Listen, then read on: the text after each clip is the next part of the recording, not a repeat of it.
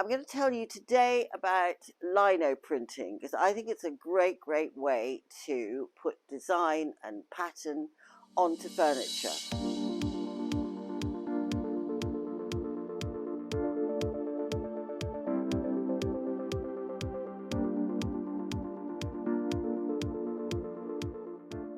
Hello, I'm Annie Sloan and I'm here in my studio in Oxford. This is lino. It's an old word for linoleum, which is something you put on your floor, and it was a sort of rubbery thing.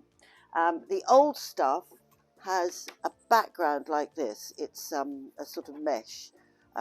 It's fabric mesh, and those ones you'll know that they're a little bit stiffer and a little bit harder. What is amazing now is you get this gorgeous new stuff which is really rubbery. It's really soft. You can almost fold it. It's brilliant and very easy to make pattern into it. The whole idea is, I'm going to show you what you do, and then I'm going to show you some examples. So that actually is a bit of the hard stuff, but it still is the same. You have these, they're little lino knives, gougers, and you can get lots of different sizes of the knife edge ends. So you can take this off and put another one in. I think for this, because it's furniture, I'm going to be doing big, so gouging out big pieces, so I want the big one. It's usually used for paper, so you'd be doing a design on paper, and so you can get really quite delicate things, but furniture is a bit more, well, it's bolder and bigger, and you don't want tiny designs. So I'm going to use that, and the idea is you press into it and do that. Work away from you. Don't go, you've got to be careful of your hands. It's quite safe. Children do it, so it's just as long as you make certain that you're not going towards yourself. So I've done there some little ones and big ones, but really for what we're doing, we're going to do big things. So this is the sort of design that you will end up with. It's not a perfect flat, it's very textured. The print that you get is not complete. It's always uneven, which I think is the joy of it, the absolute joy of it. So this is my little cat. I don't know where the print of that cat went. So I always try to keep my designs because you might want to use them again. But of course, I'm not very good at that. So they're all over the place. This is a piece that I really love. It's probably one of my favourite pieces. And I think it was in a previous video I did. And it was a teacup. And it's a mixture of frottage and lino cut. And it's quite uneven. And I think that's the beauty of it, as I say. Here's another one I did. Quite a large one. And again, it's on the quite harder stuff. Not so flexible, and that's that one, and that's the print it makes there, which I really rather like. It's quite crazy, but you can see it's not completely even, and each time you print it's slightly different. I think this is great for people who can't draw at all, because you don't, so I know a lot of you are going, yeah, but I can't draw, so I can't do this. But actually, it can be just stripes. So this is one I did, and it's just lots and lots of stripes. You can print one direction and then print it again a second time. So lots of lovely things. You can be doing circles, spots, stripes, squares, all sorts of things. So I've had a bit of clear up, and now I'm going to start on the project, which is this chair. It's very similar to the chair I did before, which I really loved. I like this particularly because you've got a nice big flat area to work on. Anything that's slightly curved is going to be difficult. So if I'm doing something on there, it's going to be hard. I can bend round, but it's not going to be perfect. But then we're not going for perfection here, so I probably will try a bit. So I'm going to put this down. By putting it down, I can put more pressure on the piece of lino. So what I'll be doing is basically cutting my design out, and then put paint on there, and then I'll print it. and I'll use my hands, and I can also use that so it gets it even. That's all for the next bit. So here's my lino.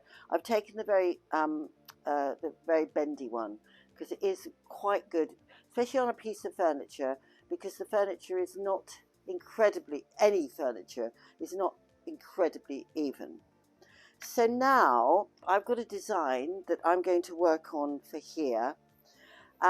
It's just a very simple design, and I think even if you can't draw very well, I think you could try it.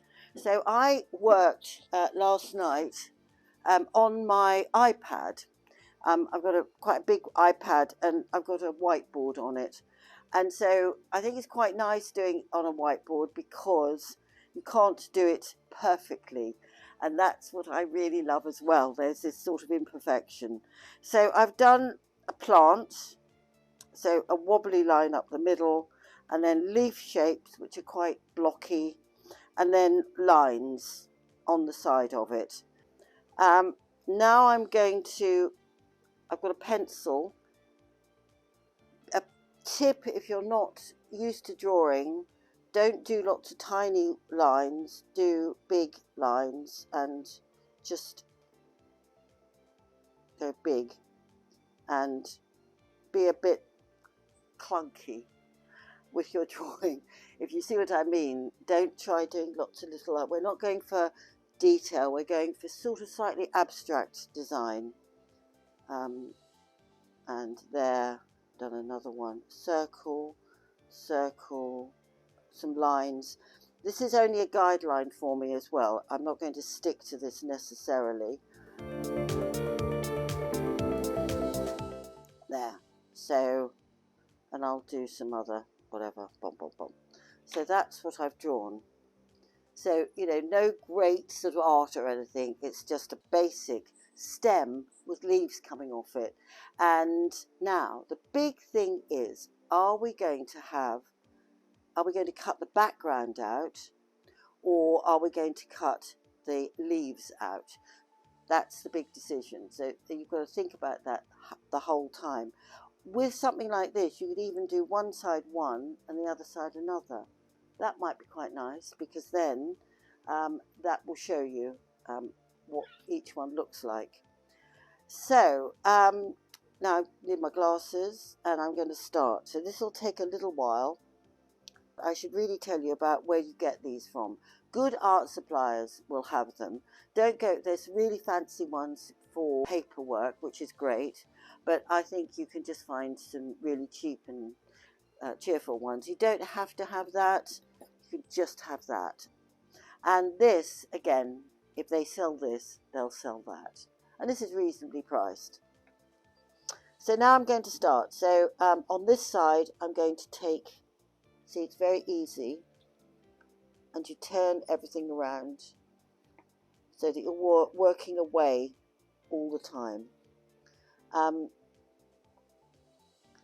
There's lots of different ways to do this. I am not a professional on this, so you will find lots of YouTube videos about it, etc.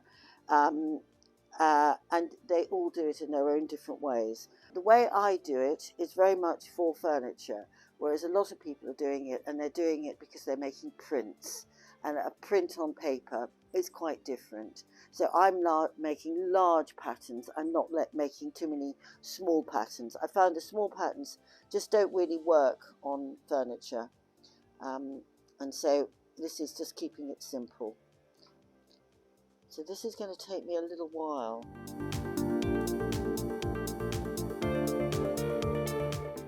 You want to be quite deep into here, because if you're not, you'll find that the paint will pick up.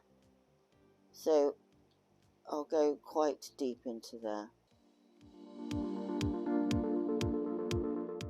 So now I've got that, and I'm going to do this other one, the other side, differently.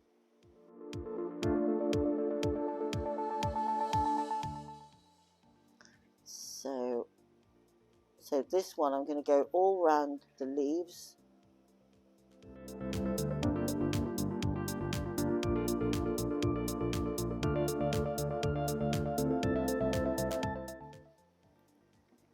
So you are beginning now to take these away, and I'm going to do it all in one stripe, so that's quite nice because you might get a little bit of that stripiness coming through.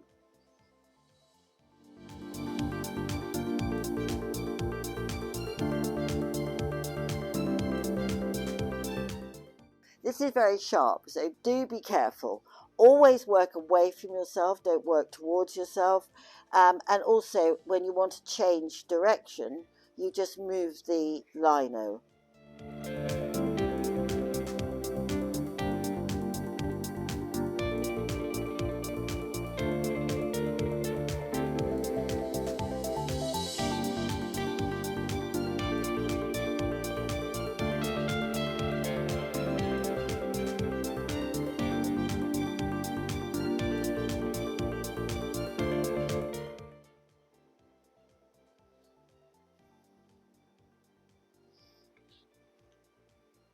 So here I have halfway through. I've done all that side. There's a little bit of messiness there. I'll clean that up. So that's the half, and this is the other side, which is the sort of negative of it, positive and negative. So now I've got to carry on, take all of those out, and I'll leave this, maybe just marking a few bits so that it's not completely flat and dull. So nearly there.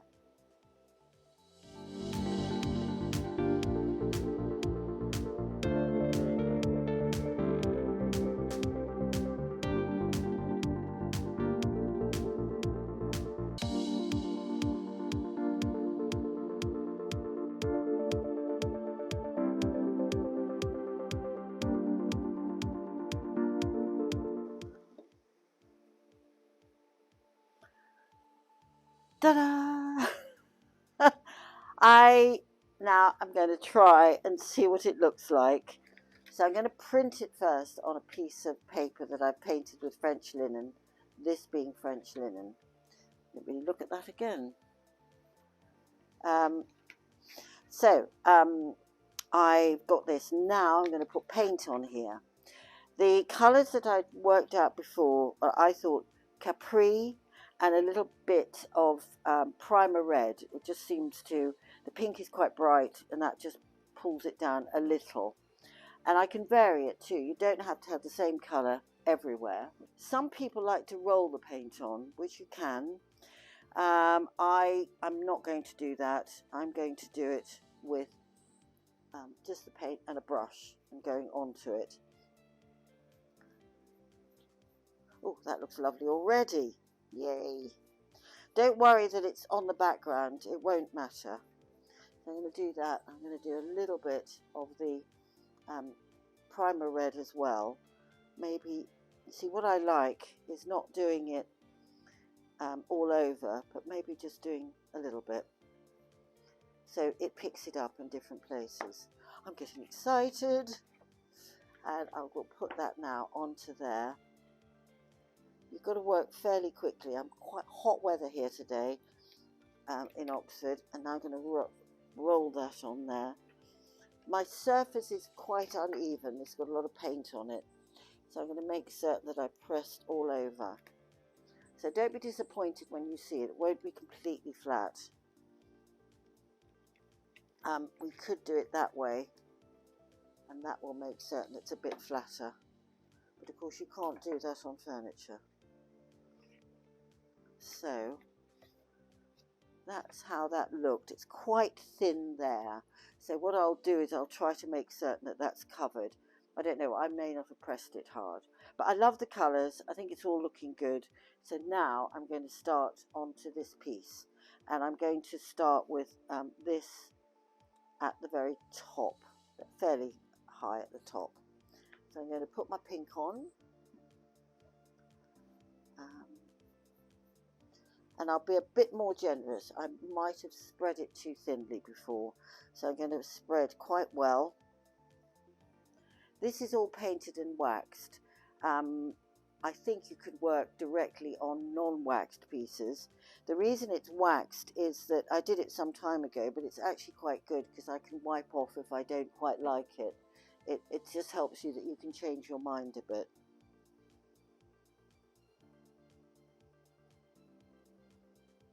So that's the bit that didn't come out that well before. There. Okay, wish me luck. If I hate it, I can always wipe it off and start again. So I'm going to go there. I'm going to do one there. And then hopefully I'll be able to do another one down there. First of all, I'm going to press quite hard.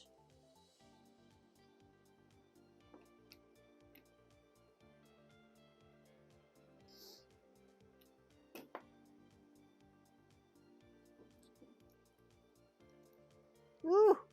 Gorgeous. Well, I'm very pleased with that. I'm going to print the next bit down. So quite generous with the paint again. And I'll put the primer red in different places this time.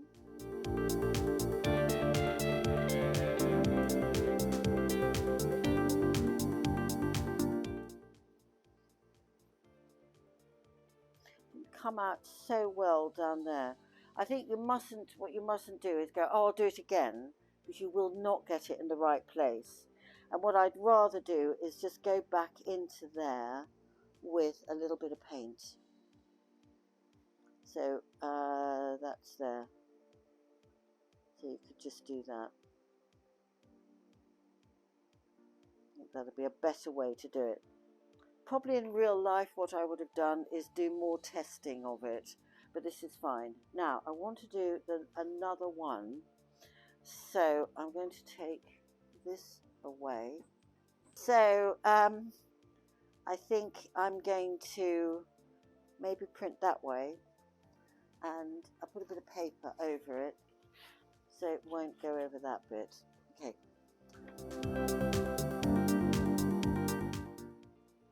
I think I'll go upside down. I wished I'd done that one upside down. So you would have had one going that direction, the other one going up, and they would have met in the middle.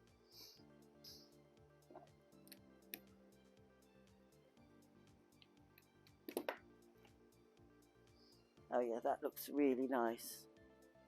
Now, I haven't got anything at the top there, so I could see, this is a bit of an experiment.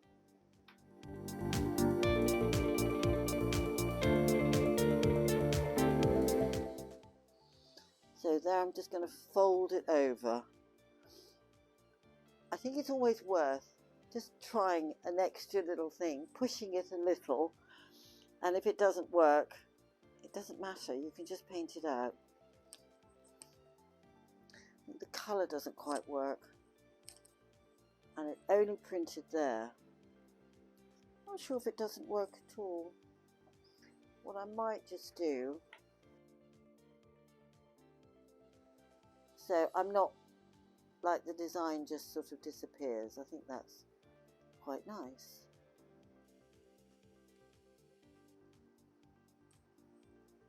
Yeah, I quite like that, the way that does.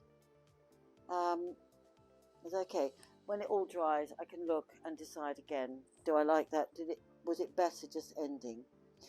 I could leave it like that. I could do some other, I'm going to do this, although it may not be what I would actually do in real life, but I wanted to show you how I would use this afterwards in other parts, and what I did on that as well. I just did.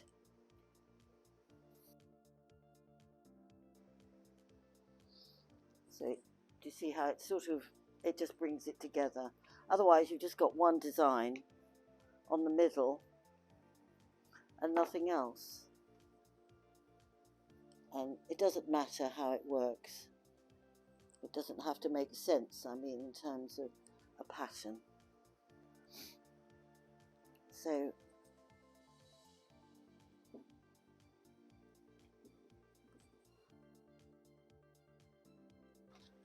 I need to do some more here. I've already made a mess on that bit. Yeah, I will try. Hopefully that's about centre.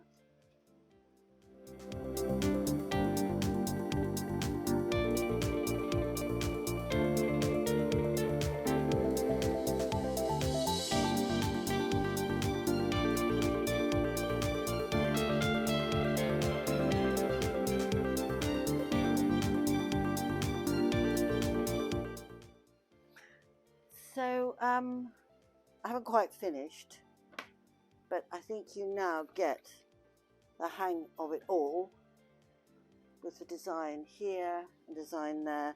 I will work down here so that it's not just all coming from the front, so that you've got some sort of interest everywhere. If I find that I don't like too much of this, I could even do a wash, sort of just to knock it back with a little bit of French linen. So I might knock the rest of it back, but leave this. The other thing you could do, if you didn't want to put a wash on it, you could sand this back, because it's all chalk paint. So you could sand it back this bit so it's very delicate and hardly there, just a sort of a faint bit of it, like you're removing it all. Yeah, there are lots of ways. It's chalk paint. You can do loads and loads of things. So yeah, so I'm going to carry on with this.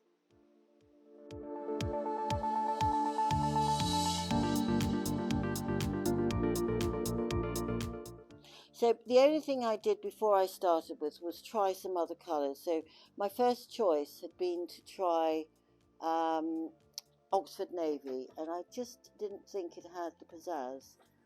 And I'm really pleased that I chose Capri, because it's got a lot of pizzazz.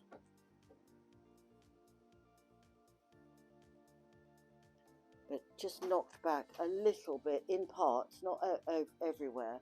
So you see there's a little bit of Oxford, a little bit of primer red, but there it's not. So you've got this variation all over. It's not flat. You see it particularly there where I started. At the beginning it's more pronounced. There's more primer red there and more Capri pink there. And that is what makes the whole thing look good.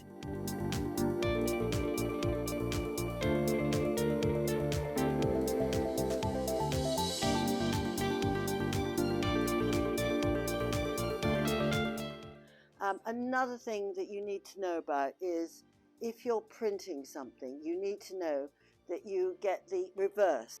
So if you did like a letter P, it would be the mirror image of it. So you must make certain if you want a letter P, you do it back to front.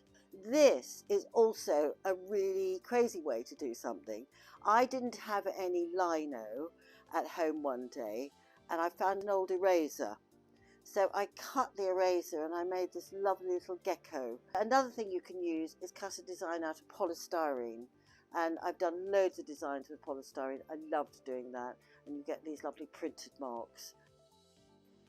So if you want to see that chair being done and step by steps, it's in this book of Annie Sloan Paints Everything.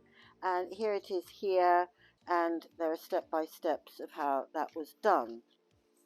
There we are. And another thing, I've got this design here, and this was done for the colorist. At the back of our colorist magazines, we have step-by-steps, usually about 6 different step-by-steps, and this one. So there's a little, very 30s chest, and that is what I did there. And that's this edition of the colorist. So I hope this has inspired you hugely, and I hope you're going to do lots of things with lino. I know I will be doing more, so watch out for what I do as well. So thank you for watching, and that is lino printing.